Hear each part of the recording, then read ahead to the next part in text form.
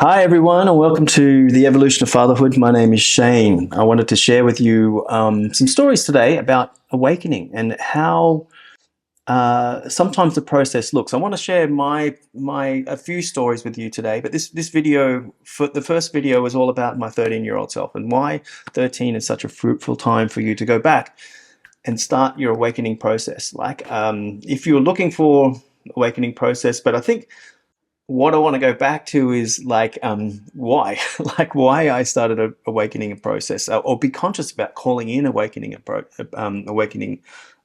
experience. And it goes back to where I was, I'm in a position of, health and wealth. I'm living in paradise. I've been living in Bali for the past 11 years.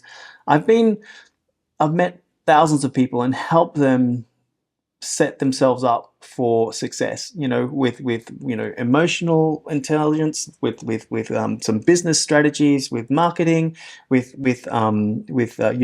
how to be in front of a video camera, how to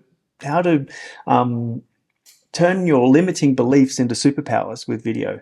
And so I did that for many years, and some people are still really connected to me in that experience. And so I just thought that there would be, it was a perfect, being, helping so many people and going through the whole process of being, in personal development and knowing so many, legends in the field of personal development and, human growth and, our ability to, become, amazing humans. I thought you know, the next, logical step for me would be to have my own personal awakening experience. Now, I realize now that there's been a few times in my life where I've gone through personal awakenings and not really known about it. It was kind of like the universe had the steering wheel. So when I think about, calling in a spiritual awakening, it's like I'm almost as if I'm feeling like I've got the steering wheel when once I'm probably not even through my spiritual awakening part yet. I'm probably halfway through, and so I really wanted to document it. But what I wanted to say was that the ability to call it in is, the universe has the steering wheel. The timing of this, I consider myself to be good at timing and good about tempo, energy, but the universe has me, is guiding through me, right? So it's not me consciously. It's my ability to be a vessel to the spirit or the source. And so I have called in a spiritual awakening, and I now I'm at the beach for sunrise every morning. I live not far from the beach, so I just walk to the beach every morning, and I catch those first rays of sun, and it did change my life. It was one of the things that that came to me through my meditation, was to get to the beach every morning at sunrise and have that as your routine. And then it came to more of doing more practice on meditation and also what food I eat, how I show up in the world, what matters, what I invest in, how do I invest in myself. And I didn't realize had I have known what this spiritual awakening was before I called it in. And I'm saying, the universe has the timing, but for me, it was, coming from my own personal development, or the first personal stage of my life.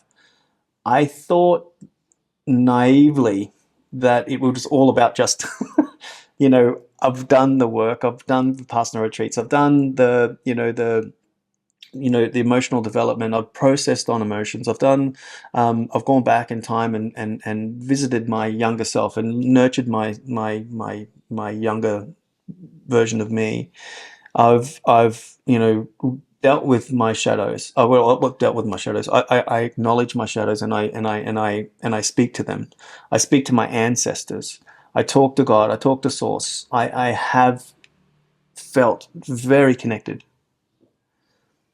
So I thought it would be a standard process of, maybe I didn't really know what to expect. I just had an inkling or a feeling. So that was the spirit, the universe guiding me into doing it, right? So the awakening part was the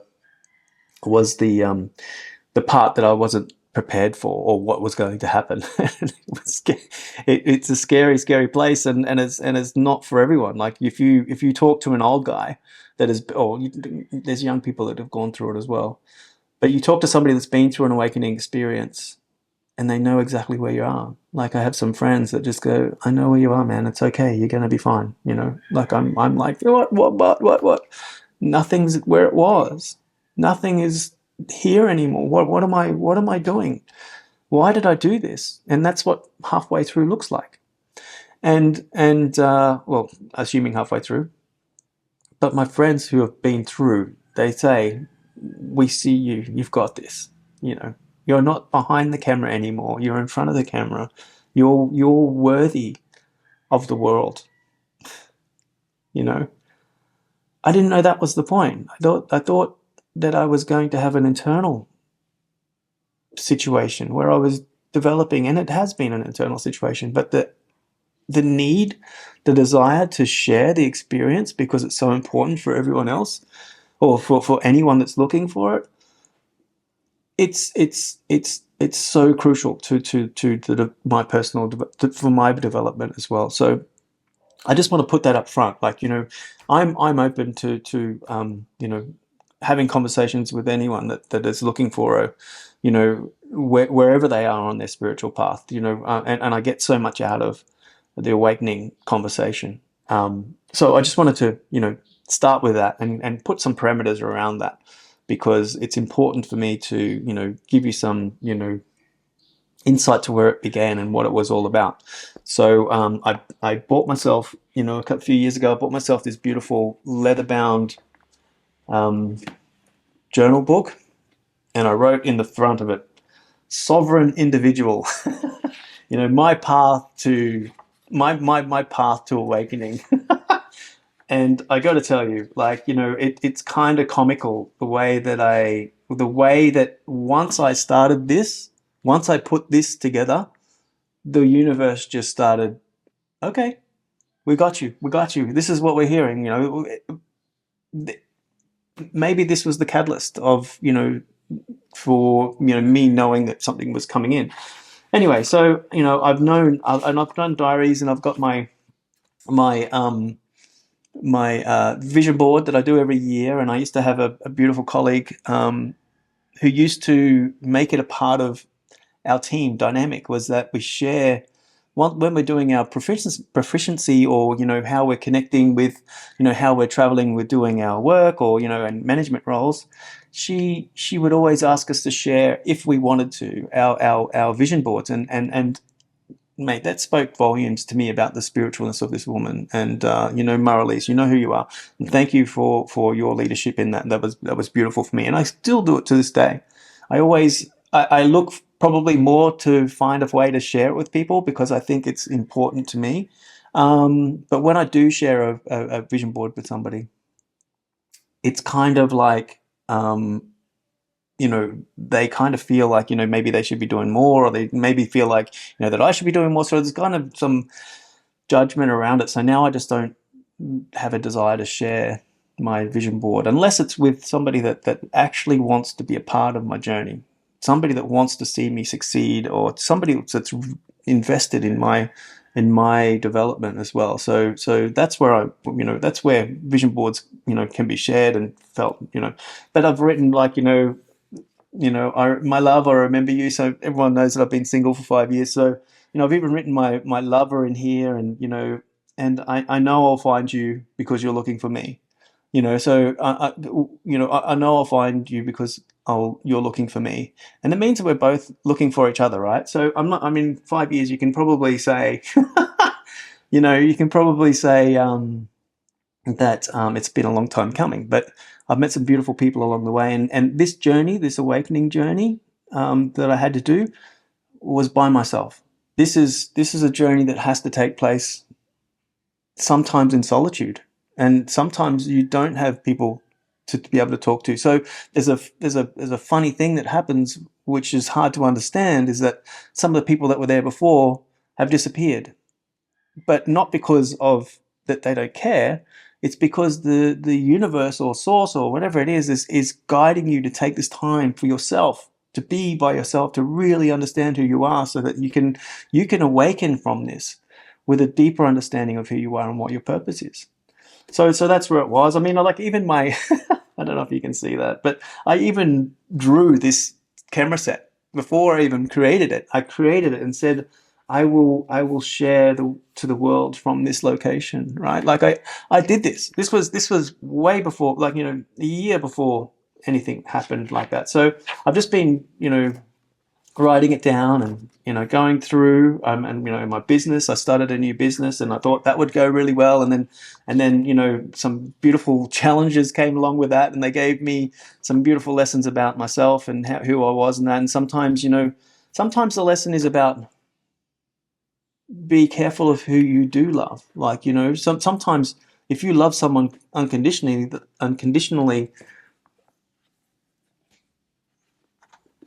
maybe their journey is to show you that unconditional love is only meant for the worthy, right? Like, it's not like you can choose it. Like, your heart wants what it wants, but there's this part of me that talks directly to the part of me that's the optimist, that wants to find the best in everyone and wants to give myself, because I feel like I have so much to give. And this is early in the awakening process this time. And yeah, and some beautiful people came in and did their role and then exited again, and then others come in and exited as well. There were some that I really, really thought that was the be all to end all, and everything seemed like the whole universe lined up, but it wasn't to be. It was like, the feedback that I was getting about myself was like, I don't agree with that. I don't agree with any of that, and I know that the people around me don't agree with that. But these people in particular were adamant that it's my fault. So I thought, well, I'm not even going to respond to that, and I will be happy to walk away without having to put up a fight, because I think I shouldn't need to fight for my own mental health. Like, I shouldn't have to. I mean, if there's something that's out of integrity for me, I should be able to just stand in that and be strong enough to walk away from it. So that's what I did, and that's what I felt was part of the awakening. Is that, if the scary part is that sometimes, the big deals that you put together sometimes fall apart, and it's all for this spiritual awakening and finding out what's on the other side. So yeah, not a fun place, not a fun place sometimes, and emotional, and not being able to, some of the things that I've experienced during this awakening is that not being able to show up as I want to, like, as a father. Like, sometimes my spiritual awakening takes precedent over my ability to be a father, which is really frustrating. Like, I have a deep connection with my sons, and them, but they show up, like, it's about letting them connect with me, because I'm always the one that goes out chasing, and we got to meet, let's meet up.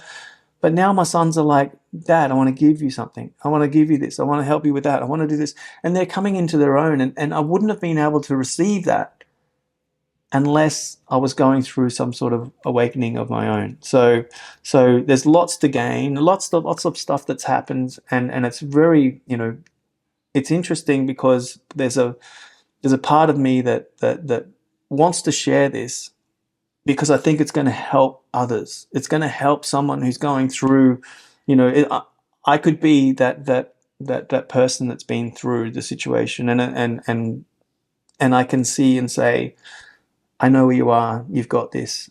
This is a part where you have to go through it alone. But you know what? On the other side, I'll be waiting.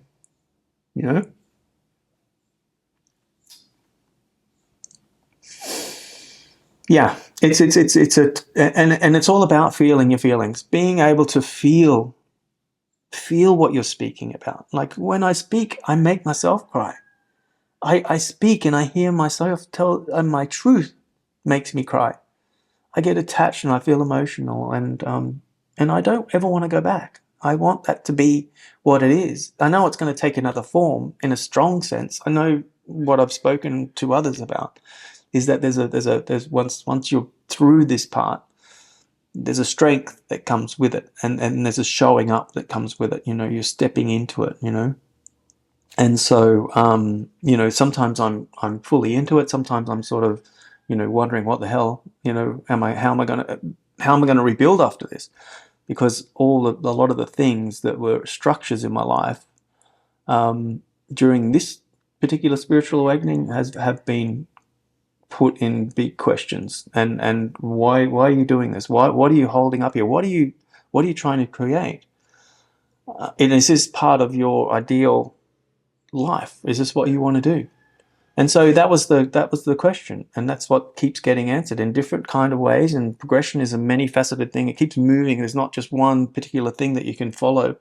It's many things that are happening and moving you towards something that's more connected to your own journey. So I think financial planners should have a spiritual guru that's with them, because a lot of the time when you're going through the spiritual awakening, the financial side of things is the thing that suffers. Like, you know, your ability to support yourself and things. Lots of people going through awakening experiences, you know, are destitute. You know, they have a problem. They go through an emptiness, a full rock bottom.